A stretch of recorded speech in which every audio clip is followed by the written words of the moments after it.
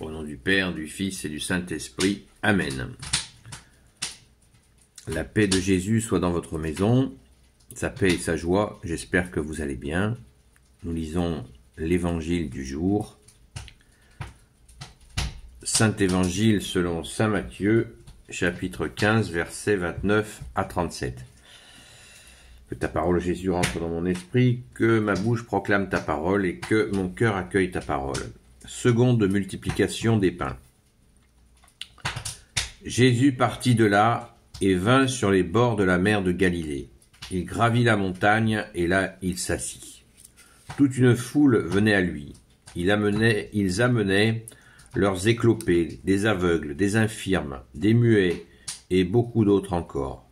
Ils les jetaient à ses pieds et Jésus les guérissait. En voyant cela, la foule était émerveillée. Les muets parlaient, les infirmes étaient guéris, les éclopés marchaient, les aveugles voyaient, et ils rendaient grâce au Dieu d'Israël. Alors Jésus appela à lui ses disciples et leur dit : J'ai vraiment compassion de ces gens, car voilà 3 jours qu'ils sont avec moi et ils n'ont rien à manger. Je ne veux pas les renvoyer à jeun, car ils pourraient se trouver mal en chemin. Les disciples lui dirent : L'endroit est désert, comment pourrions-nous trouver assez de pain pour tant de gens ? Jésus leur demande : Combien de pain avez-vous ? Ils disent : 7 et quelques petits poissons. Jésus demande aux gens de s'asseoir par terre. Il prend les 7 pains et les poissons. Il rend grâce et rompt le pain, puis il commence à le donner aux disciples qui le distribuent à la foule. Tous se mangent et furent rassasiés. On ramassa ce qui restait, de quoi remplir 7 corbeilles. C'était pourtant près de 4000 hommes qui avaient mangé, sans compter les femmes et les enfants. Jésus renvoya la foule et monta dans la barque. Il s'en alla vers la frontière de Magadan. Merci Jésus pour ta parole. Alléluia.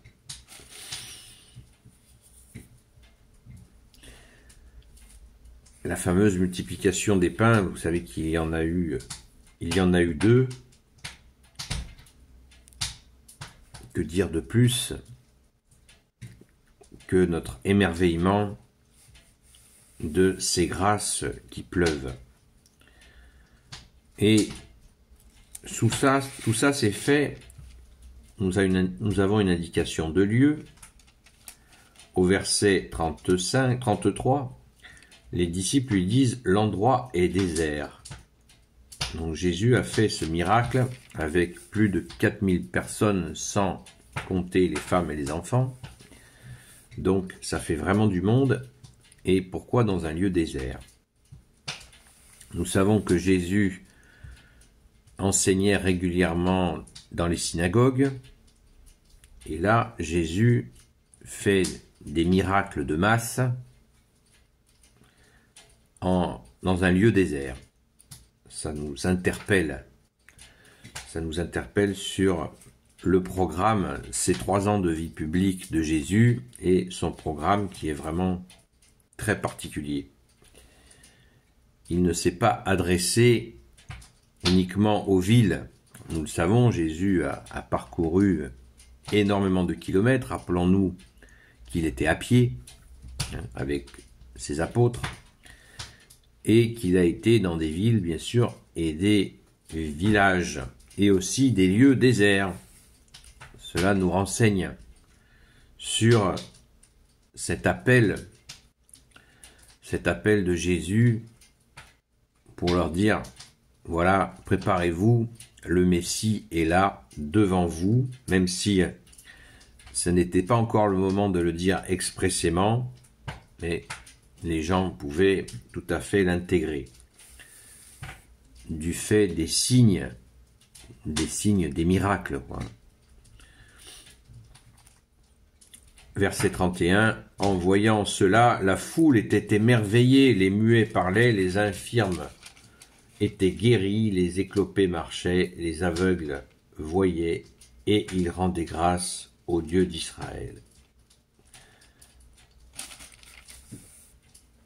Ils rendaient grâce au Dieu d'Israël, c'est-à-dire qu'ils avaient parfaitement compris que Jésus et son Père, l'Éternel comme il l'appelait à l'époque, ne faisaient qu'un. C'est absolument magnifique, cette venue du seul Messie. Merci Jésus, alléluia. Ce temps, pourquoi Jésus a fait la multiplication des pains à ce moment-là? Il semblerait assez aisément qu'on comprenne que tout cela était bien prévu. Ce lieu désert pour accueillir une foule très importante, les miracles comme s'il en pleuvait, et, comme par hasard, la nécessité de nourrir cette foule.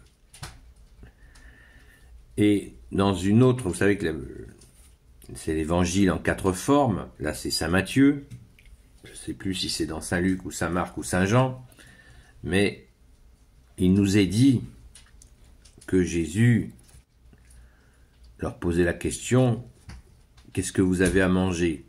Une façon de dire, vous voyez, à partir de très très peu, il va se passer quelque chose.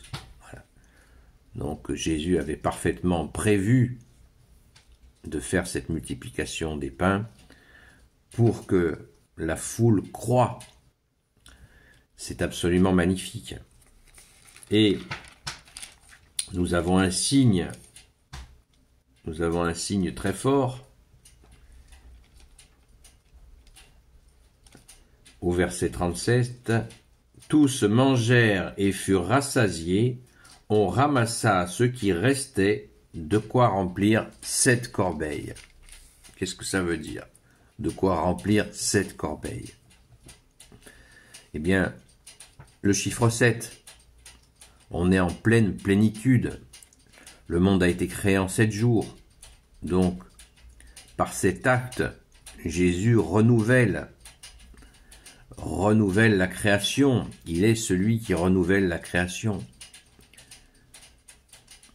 Par cette multiplication des pains, cela augure bien de belles choses.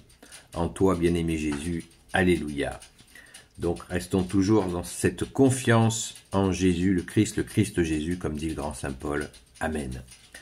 Béni soit le Père, le Fils et le Saint-Esprit. Amen. Ô Jésus, toi qui peux tout et qui portes tout, toi le Sauveur, toi l'Emmanuel, je te confie toutes celles et ceux qui regarderont cette vidéo ainsi que leurs proches selon ta sainte volonté, ô Jésus. Sainte Marie, Reine des cieux, toi l'Immaculée Conception, toi qui écrases le serpent, toi qui es la lune sous tes pas, toi notre Mère, Notre-Dame. Grand Saint Joseph, toi le juste et le saint, toi le sage, toi la terreur des démons. Sainte Marie-Madeleine, notre chère sainte patronne. Et vous, tous les saints et saintes, amis de toi, ô Jésus. Saint Michel Archange, qui est comme Dieu, Saint Gabriel Archange, Saint Raphaël Archange, et vous, tous les anges qui servez Jésus, je vous confie toutes celles et ceux qui regarderont cette vidéo, ainsi que leurs proches, selon ta volonté, ô Jésus. La paix de Jésus soit dans votre maison. Je vous donne rendez-vous à ce soir à 20h30 sur TikTok, sur la chaîne Seul Jésus Sauve, pour ceux qui le souhaitent, pour un direct où on peut approfondir, y compris cette parole du jour, si vous le souhaitez. La paix de Jésus soit dans votre maison et je vous dis à très vite.